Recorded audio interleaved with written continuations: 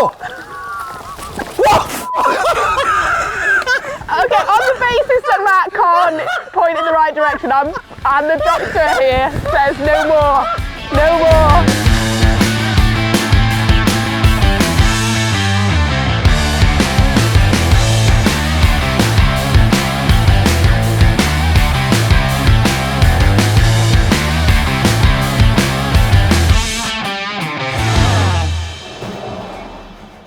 Phoebe, it's so good to see you again. It's been ages. It was June, wasn't it, for the Stone Circle? Stone Circle, yeah. I mean, we've done a few good rides now. We have. I've been out on my grab bike on my own, thinking of what the next thing I want to do is. What do you think is the next step for me? Well, we did a really nice long day out, didn't we, at the Stone Circle? How would you feel about doing a couple of days like that? Strangely, that was what I would hope you'd say, because I think the next natural step is to do a gravel ride and then camp and then do another gravel ride after that. So you want to dip your toe into the world of bikepacking? I think so, yeah. So I think we should probably have a little practice. Sounds good. Test your kit out. Yep. Because people tend to overpack to start with. So work out what you do need and what you don't need. Okay.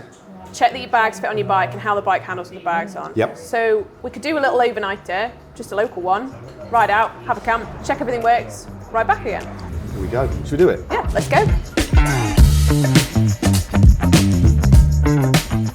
Got loads of stuff in the front, loads of stuff in the back. I've got a brand new Cannondale Topstone in spring fuchsia.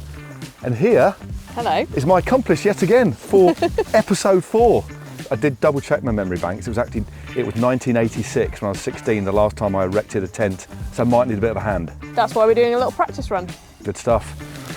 Right then, shall we roll? Let's go. Have you packed the jammy Dodgers? I thought you packed the jammy Dodgers. Oh, I didn't pack them, I thought you packed them. It's your one job.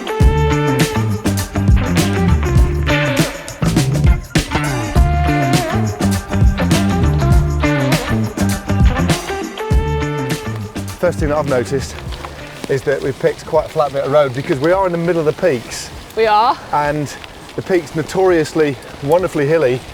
It's actually quite flat, so we're just, it's quite nice. It's a hilly old ride to get up here. Yeah. But once you're up, we can just spin along and we can have a catch up.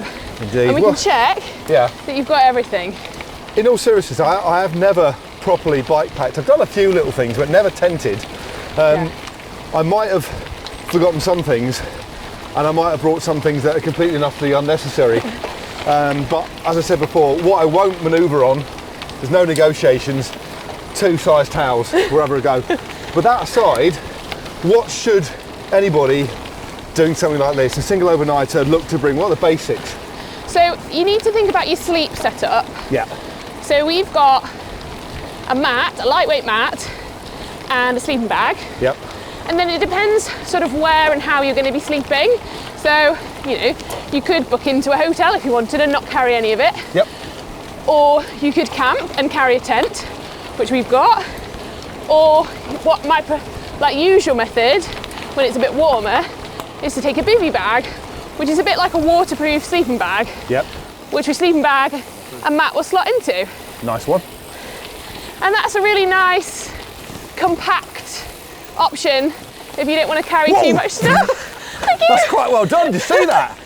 Thank you. This is obviously being filmed, well, otherwise nobody would be able to see it. Yeah. So you were filming that bit, and that was seamless. It's interesting. Like, how did you find that your bike handled then, given that you've got the extra weight on? I was going to say, it's a bit twitchy sometimes. I mean, the thing is, we're not out racing. We're not going to be doing any sprints. Although I know sometimes you do get a little bit twitchy on the climbs. You do like it, but it does handle differently. It does handle differently.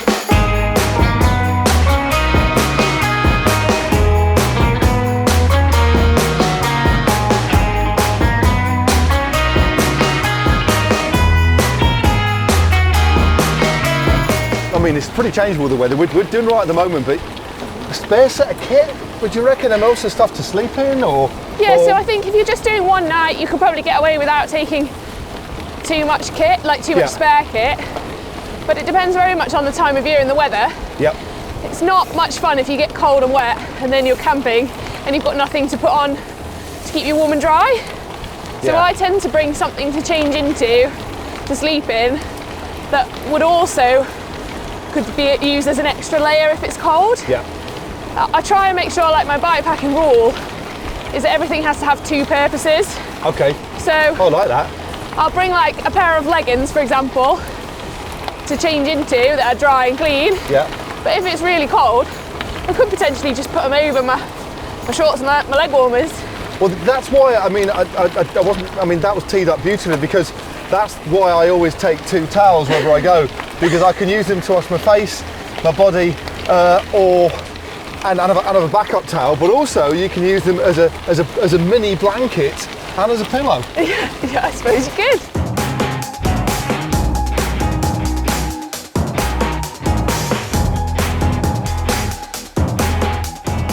Yeah, and there's an art to packing your bag as well, like to get the most in it.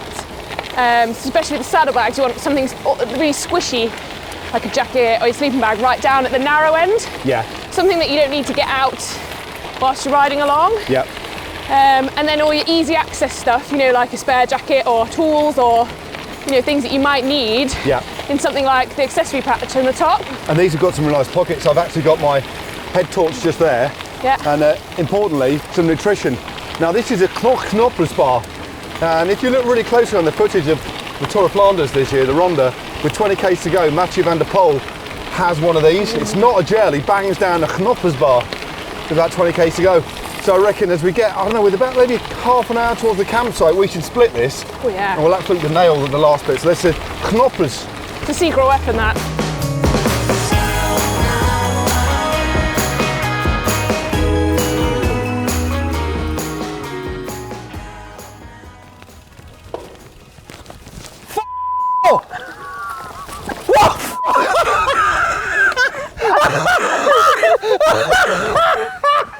Okay, on the basis that Matt can't point in the right direction, and the doctor here says no more, no more.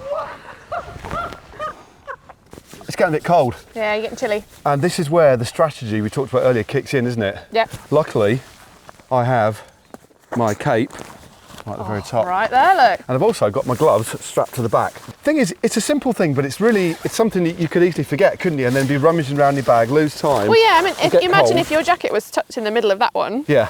You know, you'd have to take it off, undo it, or at least undo the sides. It'd be a right faff. Whereas tucked in the top there, easy access. Talking of easy access, let's have half of that Knupper bar. Oh, nice. I think we're about ready for it now, aren't we? Yeah, there you go. Thank you very much. And folks, take your litter home. Yeah.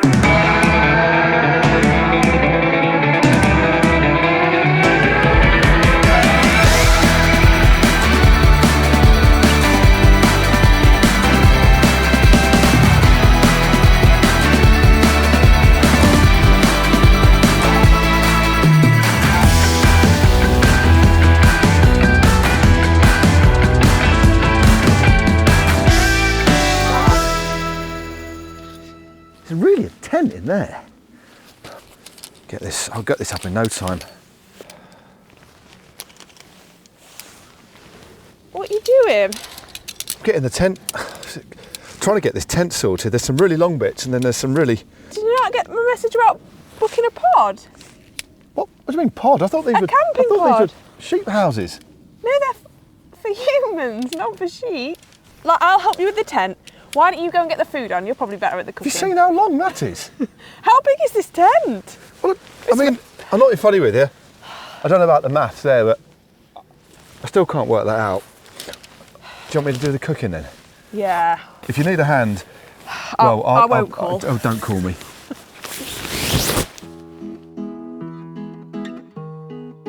Well, I mean, it's just common sense, right? You just put the old base sheet down with, I think these are pegs. These are very lightweight. Whether you're in the Alps or whether you're just outside Croydon, you can fend for yourself. And I'm going to cook something pretty simple today. It's an omelette. I'll just look for a nice secluded little spot. Ideally on some dry level ground. This is a bit slanted. We might have to like sleep with his feet down. And again, the beautiful thing about omelettes is technically you don't need any other ingredients.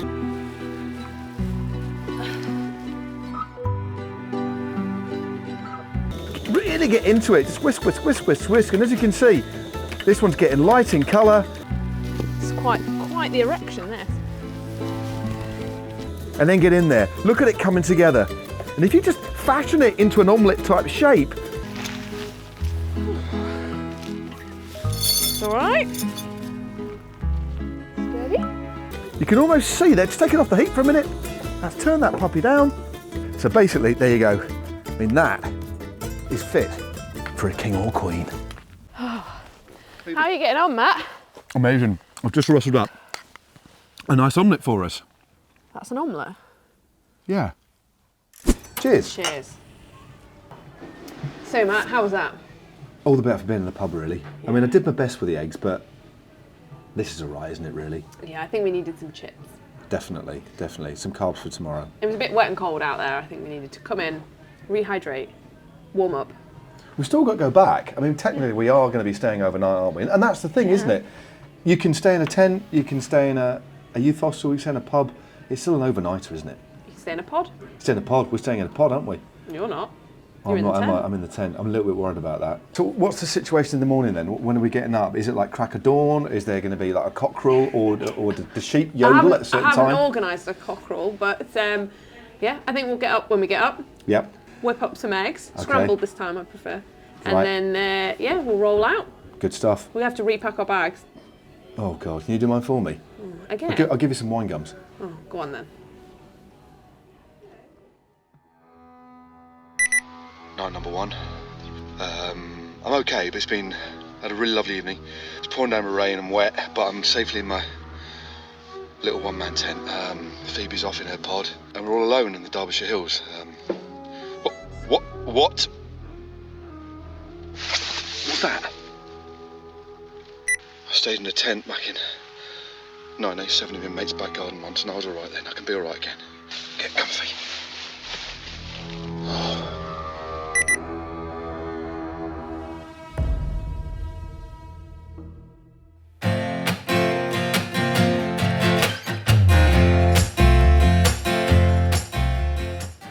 Morning. Morning. How you doing? Do you know what?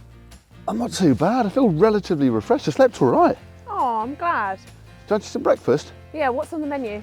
I've got a very special egg-based dish for you. It's not an omelette. Might be. Tell you what, I slept all right last night. Yeah, I'm glad. I must admit, at one point I was actually quite warm. So it's amazing, really, how comfortable you can be in it. It is. I think it's important to note, like, it packed down super small. It was really light. You know, your little front bag that had your sleeping bag and your little mat in, and that was all you needed, really. What was it like in here, in your little pod?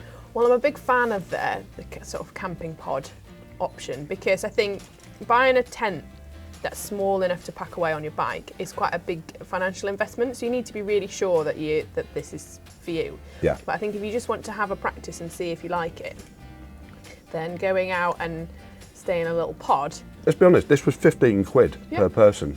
So that is pretty reasonable, isn't it? Yeah, and it's super it's super basic, but it means you've got somewhere warm and dry for the night. You can lay your mat down. Some of them do have little beds and things and more kind of luxurious items if you need it, but you know, we didn't need it tonight, did we? And essentially, a breakfast bar as well. We have got a breakfast bar. Yeah.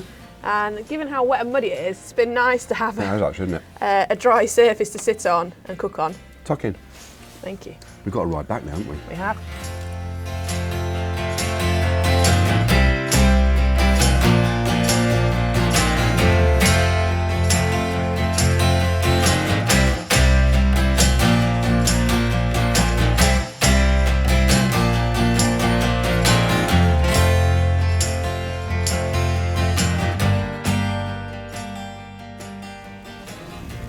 Right then, Right, Matt. here we are. The crossroads, well, fork technically. Fork in the road. Well, thanks again. That was flipping brilliant. I loved it. Do you feel prepared now? I've learned a lot more. Yeah, I mean, yeah. Yeah. Kind of. I mean, I know there's still a lot to learn in terms of my bike handling skills with weight on the front of the bike. We know that. We know that. It does established change that. things, yeah, and that's why it's worth having a little practice, isn't it? Definitely. And I think I can definitely get a bit better at packing stuff. But essentially, you've equipped me with a load more tools to take it to whatever our next adventure looks like. Yep. Right. Ready to go. Should we do it? I've Yeah. got to go. I'm going back to Derby. You're going back to your Going gaff, and see you soon For the next Take it easy. adventure. For the next adventure, yes, indeed. Cheerio.